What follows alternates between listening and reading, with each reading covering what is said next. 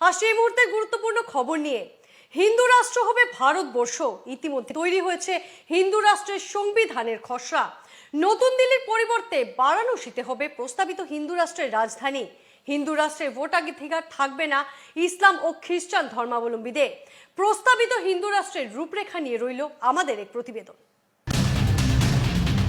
ভারতবর্ষ হবে হিন্দু রাষ্ট্র। তৈরি হলো হিন্দু রাষ্ট্রের সংবিধানের খসড়া।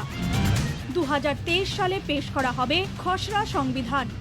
বারাণসী ভিত্তিক শঙ্করাচার্য পরিষদের সভাপতি স্বামী আনন্দ স্বরূপ জানান, শাম্ভবী তীর্থেশ্বরের পৃষ্ঠপোষকতায় 30 জনের একটি দল এই সংবিধানের একটি খসড়া তৈরি করছে। 750 পৃষ্ঠার এই খসড়া 2023 সালে মাঘ মেলায় ধর্ম সংসদে পেশ করা হবে। হিন্দু রাষ্ট্রের সংবিধানের গুরুত্বপূর্ণ কিছু দিক হচ্ছে, হিন্দু রাষ্ট্রে ভোটাধিকার থাকবে না মুসলিম ও খ্রিস্টানদের।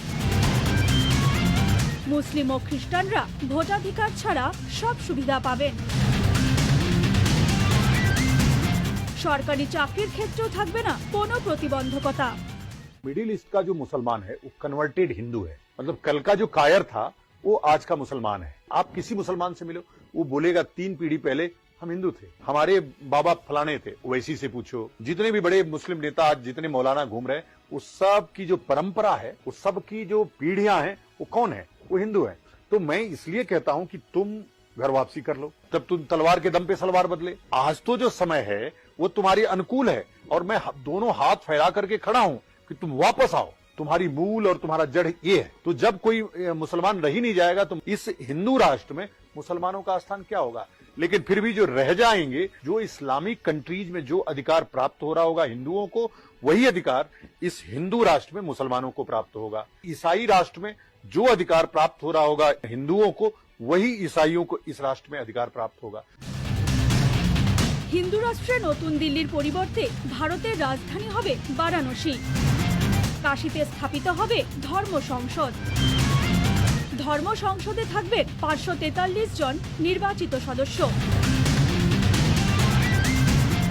ব্রিটিশ আমলের সব নিয়ম নীতি বাতিল করে দেওয়া হবে।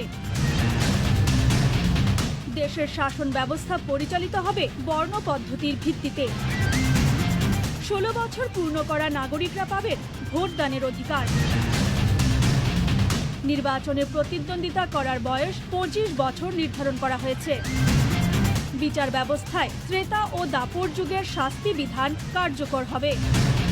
প্রত্যেক নাগরিককে দেওয়া হবে বাধ্যতামূলক সামরিক প্রশিক্ষণ। সম্পূর্ণ করমুক্ত হবে দেশের কৃষি ব্যবস্থা। শিক্ষা ব্যবস্থায় অন্তর্ভুক্ত হবে আয়ুর্বেদ, গণিত, নক্ষত্র, জ্যোতিষশাস্ত্র ইত্যাদি।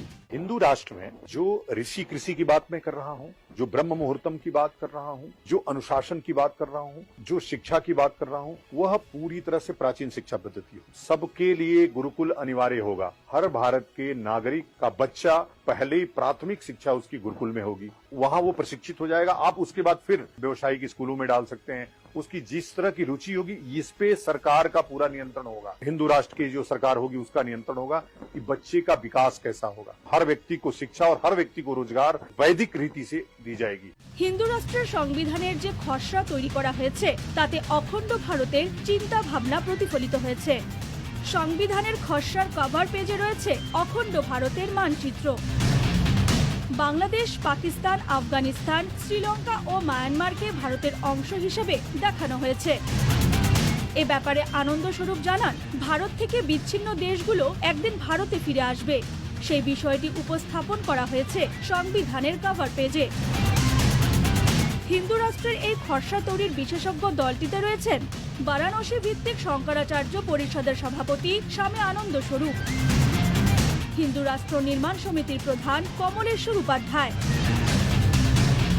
সুপ্রিম কোর্টের বিশিষ্ট আইনজীবী BN রেড্ডি, দেশের বিশিষ্ট সামরিক বিশেষজ্ঞ আনন্দ বর্ধন, সনাতন ধর্মের বিশিষ্ট পণ্ডিত চন্দ্রমণি মিশ্র, বিশ্ব হিন্দু ফেডারেশনের সভাপতি অজয় সিং সহ আরো অনেকে। 2023 সালে মাঘ মেলায় এই সংবিধানের খসড়া পেশ করা হবে। খসড়া পেশের পর ধর্মীয় পণ্ডিত, বিভিন্ন ক্ষেত্রের বিশেষজ্ঞদের সঙ্গে আলোচনা ও বিতর্ক অনুষ্ঠিত হবে। এরপর এই দেশে এই সংবিধান কার্যকরের পদক্ষেপ নেওয়া হবে। স্বামী আনন্দ স্বরূপের মতে 2027 সালের মধ্যে হিন্দু রাষ্ট্রের স্বপ্ন পূরণ হবে।